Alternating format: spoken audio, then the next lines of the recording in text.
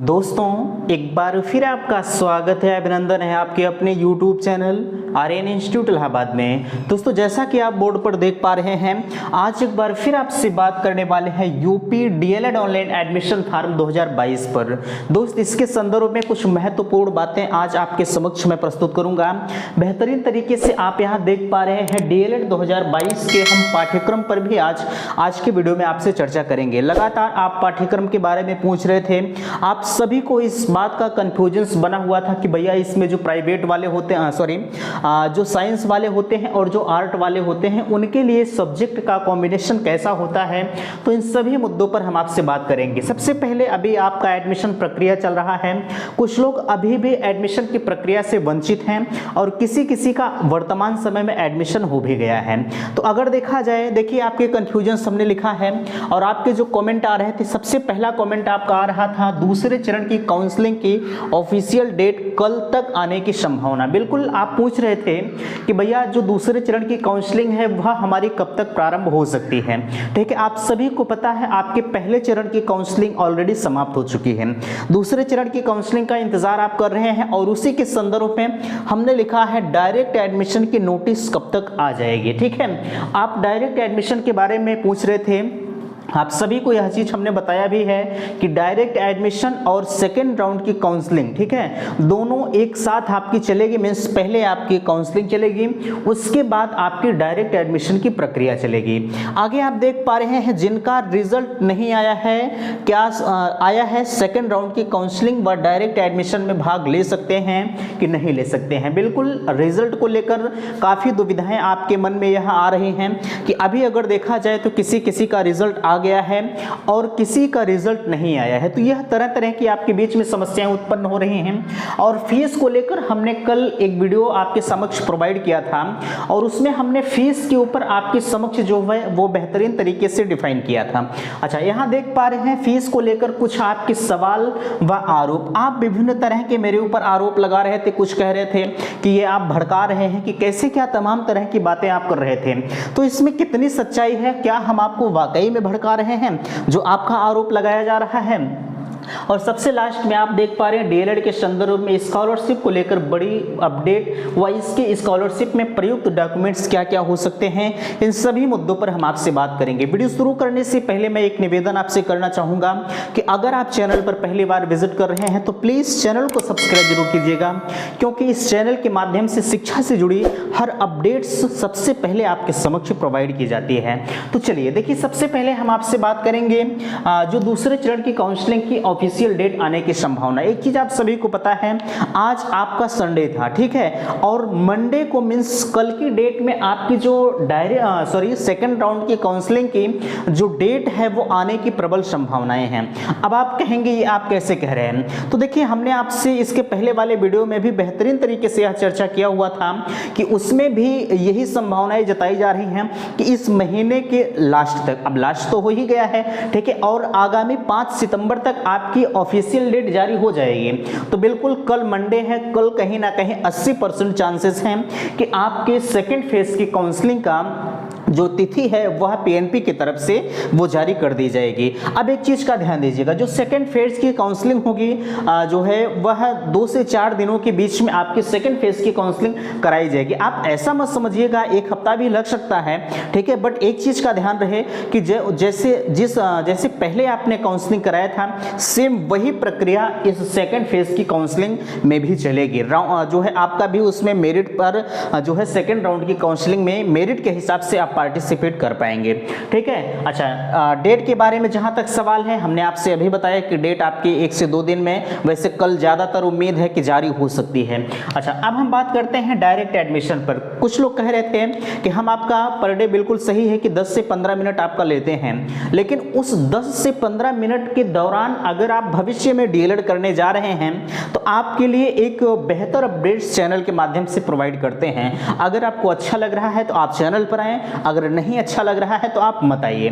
किसी भी प्रकार की अगर आपको कंफ्यूजन हो रही है तो Aryan Institute Allahabad Telegram channel और इंस्टाग्राम आईडी दोनों एक ही नाम से क्रिएट है। आप कहीं भी अपने कंफ्यूजन्स को पूछ सकते हैं, ठीक है। और उम्मीद करते हैं कि हमने अभी तक आपने जितने भी कॉल्स किए हैं, जितने भी मैसेज डाले हैं, सभी का रिप्लाई हमने समय रहते हुए आपका दिया है, ठीक है। चलिए अब हम बात करते हैं डायरेक्ट एडमिशन की नोटिस पर। देखिए मैं आप सभी को बताना चाहूंगा, जहां तक डायरेक्ट एडमिशन का सवाल है तो मैं आपसे कहना चाहूंगा डायरेक्ट एडमिशन इस सेकंड राउंड की काउंसलिंग के बाद ही होगा। क्योंकि डायरेक्ट एडमिशन इस वजह से कराया जाता है कि चाहे वो कोई भी किसी भी फेज की काउंसलिंग हो, अगर जितने भी बच्चे हैं सभी को समेटते हुए जितने लोग एडमिशन प्रक्रिया से वंचित होते हैं, वंचितों के लिए ये डायरेक्ट एडमिशन की प्रक्रिया कराई जाती है। मींस कहने का सेंस हमारा यह है कि जितने लोग छूटे रहते हैं कोई भी डायरेक्ट एडमिशन में अपना एडमिशन प्रक्रिया वो पूर्ण कर सकता है, ठीक है। तो इस वजह से जब आपकी सेकंड फेज की काउंसलिंग समाप्त होगी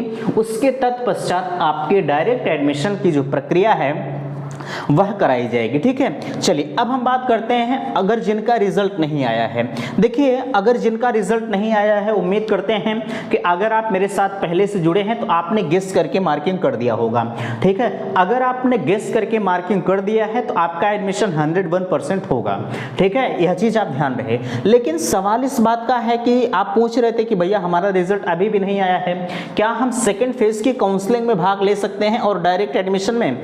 देखिए मैं आपसे कहना चाहूंगा अगर आपका रिजल्ट नहीं आया है तो ना ही आप सेकंड फेज की काउंसलिंग में भाग ले सकते हैं और ना ही आप डायरेक्ट एडमिशन की प्रक्रिया में। क्योंकि आप सभी को पता है जब भी आप एडमिशन लेने जाएंगे किसी भी विद्यालय में तो सबसे पहले आपका हाई स्कूल और इंटरमीडिएट और उसके बाद ग्रेजुएशन की मार्कशीट सबसे प्रथम वरीयता के क्रम में रखी जाती है। और जब आपके पास फाइनल ईयर का रिजल्ट ही नहीं होगा तो जाहिर सी बात है कि आप एडमिशन की प्रक्रिया से 100% पूरी तरह से बाहर वैसे भी हैं। तो इस वजह से कहीं भी आप सेकंड राउंड की काउंसलिंग अगर डायरेक्ट एडमिशन के पहले और सेकंड राउंड के पहले आपका रिजल्ट आ जाता है तो आप पार्टिसिपेट कीजिएगा। लेकिन एक चीज का ध्यान रहे, अगर आप जो है इस गेस करके मार्किंग आपने किया है, आपने जो कॉलेज लॉक किया है, ठीक है, जो कॉलेज लॉक किया है और आपने गेस करके मार्किंग किया है तो 10,000 का पेमेंट करने से पहले आप उस कॉलेज से जरूर संपर्क कर लीजिएगा कि भैया हमने गेस करके मार्किंग किया है तो क्या हमारा एडमिशन आप ले लेंगे कि नहीं ले लेंगे। कुछ कॉलेज वाले हैं जो नहीं ले रहे हैं। मैं आपसे कहना चाहूँगा कि अधिकतर डाइट में भी डायरेक्ट एडमिशन ये गेस करके जो मार्किंग कर दिए हैं उनका एडमिशन हुआ है और ये जायज़ है पूरी तरह से, ठीक है। अच्छा यहाँ एक चीज का सवाल आ रहा है, आप पूछ रहे थे कि भविष्य में कोई समस्या तो नहीं होगी। बिल्कुल मैं आप सभी से कहना चाहूंगा कभी भी आपको कोई समस्या नहीं होगी, यह पूरा चैलेंज है, ठीक है। तो आप अगर कराना चाहते हैं तो बिल्कुल करा सकते हैं, लेकिन यह चीज आप पहले उनसे पूछ लीजिएगा, नहीं तो पता लगे कि आप डायरेक्ट जो गेस करके मार्किंग किए हैं और 10,000 का पेमेंट कर दे, पता लगा विद्यालय वाले ना लें। वैसे अगर डाइट वाले ले रहे हैं तो प्राइवेट वाले लेंगे। इस वक्त अगर सेकेंड राउंड में नहीं लेंगे तो डायरेक्ट एडमिशन में 100% उन्हें करना पड़ेगा, ठीक है। चलिए अब हम बात करते हैं फीस वाली बात। हमने आपसे कल की वीडियो में चर्चा किया हुआ था कि कुछ कॉलेज वाले हैं जो आपको फीस के लेकर लुभावना दे रहे हैं कि भैया आप आ जाइए हम आपका 20,000 में कर देंगे, कोई कह रहा है हम आपका 30,000 में कर देंगे, कोई 35,000 तक लुभावना आपको दे रहा है। तो आपका यह सवाल आ रहा था कि भैया आप क्या हमें जो है डाइवर्ट कर रहे हैं, क्या हम आपके ऊपर आरोप लगा रहे हैं, आप ये गलत कर रहे हैं। देखिए अगर देखा जाए तो कॉलेज की दृष्टि से मैं गलत कर रहा हूं, यह सही है।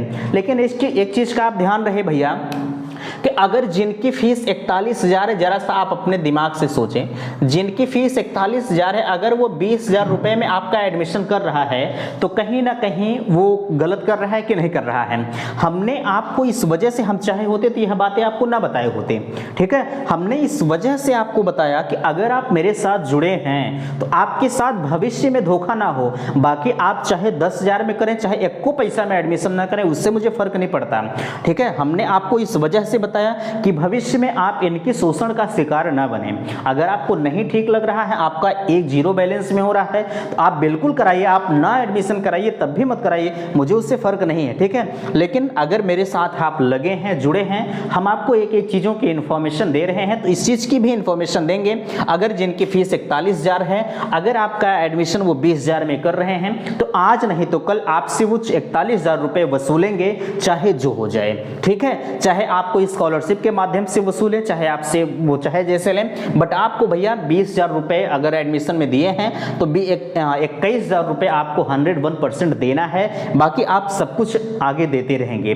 ठीक है, होता क्या है कि जब आपका वो डॉक्यूमेंट है, इस डीएलएड के दौरान एक चीज़ का और ध्यान रखिएगा, आपका डॉक्यूमेंट भी जमा करवा लेते हैं और उस डॉक्यूमेंट को जमा करवाने के बाद जब आपका प्रथम सेमेस्टर की परीक्षा तिथि जारी हो जाएगी तो उस वक्त आपसे डिमांड करेंगे कि भैया आपने जो फीस बकाया किया है अब उस फीस को लाकर सबमिट कर दीजिए, हमें ऊपर से दबाव आ रहा है। ठीक है, जब वो इस तरह की कहेंगे तो आप जो है तुरंत हमें याद करेंगे कि नहीं वो इंसान इस तरह से कह रहा था, आज उसकी बातें सत्य है। ठीक है, और अगर ये हम नहीं मानते हैं तो आज आप करके देख लीजिए, अगर वो आपसे 41,000 नहीं मांगते हैं तो मुझे आप जरूर बताइएगा कि भैया हमने 20,000 में करवाया था लेकिन हमसे वो 20,000 रुपये नहीं मांगे। ठीक है, हमारा एडमिशन सिर्फ 20,000 में हुआ है। मैं इस बात से बिल्कुल आपसे सहमत नहीं हूँ। अगर कहीं से आप भाई 20,000 30,000 में करवा रहे हैं तो आपको 100% 41,000 रुपये का पेमेंट करना पड़ेगा। ठीक है, अब चाहे इसे आप आरोप कहें या अगर आप एक कॉलेज वाले हैं तो बिल्कुल हमें आप गालियां देंगे, चाहे आप आरोप कहें, चाहे आप अच्छाई कहें, चाहे बुराई कहें, हमारा जो फर्ज था हमने आपको बताया। ठीक है, चलिए आगे हम बात करते हैं डीएलएड के संदर्भ में स्कॉलरशिप को लेकर बड़ी अपडेट। बिल्कुल, अगर देखा जाए आप सभी की एक प्रबल इच्छाएं होती हैं कि जब हम कहीं किसी भी कोर्स को प्राप्त कर रहे हैं तो उसमें एक इच्छाएं होती हैं कि हमारी स्कॉलरशिप आए। तो मैं आपसे कहना चाहूँगा अभी स्कॉलरशिप जब सभी लोगों का एडमिशन हो जाएगा वैसे स्कॉलरशिप का फॉर्म भरा जा रहा है। अगर आपका एडमिशन हो गया है तो बिल्कुल आप स्कॉलरशिप का फॉर्म भर सकते हैं। अब ये मत पूछिएगा कि हमारी स्कॉलरशिप कितनी आती है, कैसे आती है, इस चीज़ के बारे में हम आपसे चर्चा नहीं करेंगे, क्योंकि इस वर्ष की अगर हम बात करें तो बहुत सारे कैंडिडेट्स ऐसे हैं जिनकी स्कॉलरशिप नहीं आई है। अगर आज हम आपसे कह दें कि नहीं डीएलएड के दौरान आपकी स्कॉलरशिप आएगी और पता लगा ना है तो सारा आरोप मेरे ऊपर आएगा। इस वजह से स्कॉलरशिप पर हम ज़्यादा चर्चा नहीं करेंगे। इसमें प्रयुक्त डॉक्यूमेंट सबसे अहम भूमिका जो होती है वह आय जात निवास की होती है। अगर आपका है तो ठीक है, अन्यथा आप बनवा लीजिए। हाई स्कूल इंटर ग्रेजुएशन होता है, आधार कार्ड होता है, आधार कार्ड का आपके मोबाइल नंबर से लिंक होना आवश्यक है। अगर आधार कार्ड नहीं लिंक होता है तो आपका फार्म जो है वो फाइनल सबमिट नहीं हो पाएगा। ठीक है, इतनी चीज़ें आप करवा लीजिएगा। चलिए अब हम आते हैं प्रथम सेमेस्टर के पाठ्यक्रम पर। देखिए, अगर आप डीएलएड करने जा रहे हैं तो इस चीज़ के बारे में जानना आवश्यक होता है। सबसे पहला सब्जेक्ट आपका आता है प्रथम सेमेस्टर के दौरान सबसे पहला सब्जेक्ट है इंटरेस्टेड सब्जेक्ट होता है। अगर देखा जाए तो ये अगर आप ग्रेजुएशन में बीए किए हैं तो आपके लिए तो थोड़ा आसान होता है, लेकिन जो लोग साइंस साइड से आए हैं उनके लिए थोड़ा सा ये कठिन होती है। ठीक है, बाल विकास होता है, इसमें एक छोटा सा बच्चा होता है, उसका अध्ययन करना होता है। इनमें मिनिमम मार्क आपके 50 होते हैं और मैक्सिमम मार्क आपके 25 होते हैं। ठीक है, 50 नंबर में आपको 25 नंबर पाने की प्रबल आवश्यकता होती है। और यह पेपर आपका कितने घंटे का होता है? यह पेपर आपका 2 घंटे का होता है। ठीक है, और शिक्षण अधिगम का सिद्धांत ये इसी का पार्ट होता है। इन दोनों को मिलाकर जो है ये एक दूसरे को कोरिलेट करते हैं। 50 नंबर का ये भी होता है और इस 50 नंबर में आपको 25 नंबर पाने की जरूरत है। यह भी आपका 2 घंटे का पेपर होता है। ठीक है, पहले दिन ये दोनों पेपर आपके होंगे। 3 दिनों का पेपर होता है। ठीक है, 3 दिनों का पेपर होता है। दूसरे दिन ये तीनों पेपर होते हैं गणित, विज्ञान और सामाजिक विज्ञान। ठीक है, ये विज्ञान में आपको 25 नंबर में 12 नंबर पाने की आवश्यकता होती है, 1 घंटे का पेपर होता है। गणित में 12 नंबर 1 घंटे का पेपर होता है। सामाजिक विज्ञान में 50 नंबर में 25 नंबर ये आपके 2 घंटे का पेपर होता है। इन तीनों को आप दूसरे दिन देंगे, ये दोनों पेपर आपका पहले दिन होगा। ठीक है, इतनी चीजें आपको समझ में आई होंगी। आगे अब हम बात करते हैं आपसे हिंदी आपका है, हिंदी और संस्कृत और कंप्यूटर। ठीक है, हिंदी, संस्कृत और कंप्यूटर आपका ये भी हिंदी आपकी 25 नंबर की होती है। 25 नंबर में 12 नंबर और 25 नंबर में 12 नंबर आपकी संस्कृत होती है और कंप्यूटर भी आपके 25 नंबर में 12 नंबर मीन्स ये तीनों पेपर आपके तीसरे दिन होते हैं। ठीक है, ये तीनों पेपर आपके तीसरे दिन होते हैं। मीन्स पहले दिन दोनों पेपर एजुकेशन फर्स्ट और सेकंड, उसके बाद विज्ञान, गणित, सामाजिक विज्ञान और उसके बाद हिंदी, संस्कृत और कंप्यूटर होता है। ठीक है, ये 3 दिन की आपकी परीक्षा होती है। आपको हर सब्जेक्ट में कितने नंबर पाना है और कितने नंबर का जो टोटल होता है आपने देखा इस चीज को। ठीक है, अब यहाँ एक आता है शारीरिक शिक्षा का। शारीरिक शिक्षा आपका 50 नंबर का होता है जिसका एग्जाम नहीं होता है। ठीक है, ये आपके कॉलेज के ऊपर डिपेंड करता पड़ता है। देखिए एक चीज़ का ध्यान रखिएगा कि हम आपको सारे सिलेबस के बारे में चर्चा कराएंगे।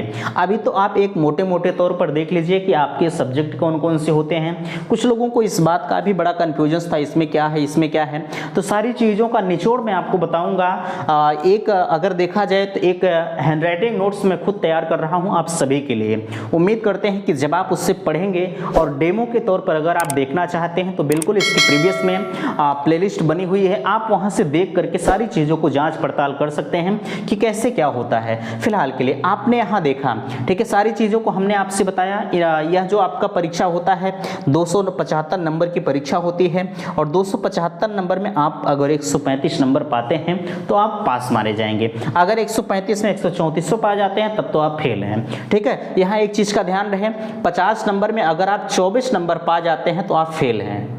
ठीक है, 24 नंबर आप पाते हैं तो फेल हैं। 25 नंबर में जो 25 नंबर में अगर आप 11 नंबर पाते हैं तो आप फेल हो जाएंगे।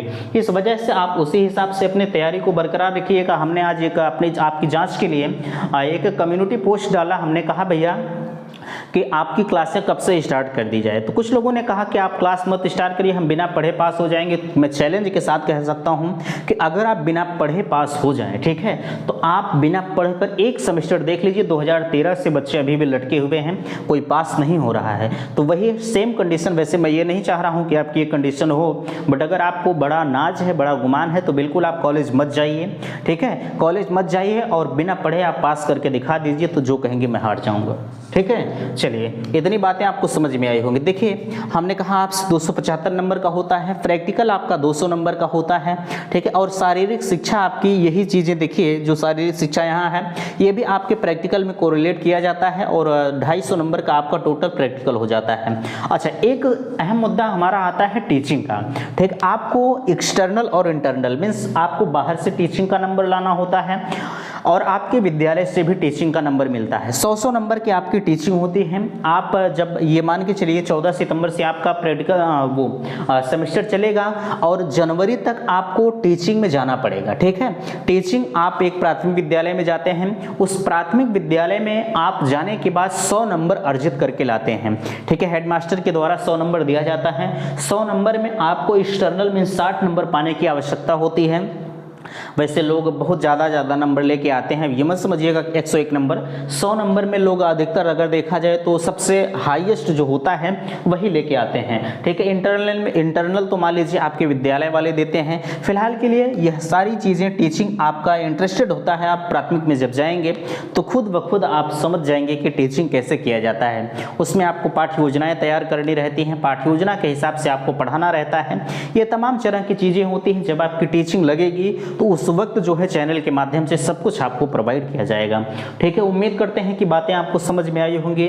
कहीं किसी भी प्रकार की अगर आपको समस्या होती है तो प्लीज़ आप Aryan Institute Allahabad Telegram channel और इंस्टाग्राम आईडी कहीं पर भी आप अपने कमेंट को डाल सकते हैं। और अगर आपको ढेर सारी समस्या होती है तो आप उन दोनों आईडी का प्रयोग फ़ोन भी कर सकते हैं, ऐसा नहीं है, और नहीं तो आप वीडियो में भी कमेंट कर सकते हैं। ठीक है, वीडियो पसंद आया होगा तो प्लीज़ लाइक कीजिएगा, शेयर कीजिएगा, चैनल को सब्सक्राइब कीजिएगा। वीडियो समाप्त करते हैं। थैंक्स, धन्यवाद।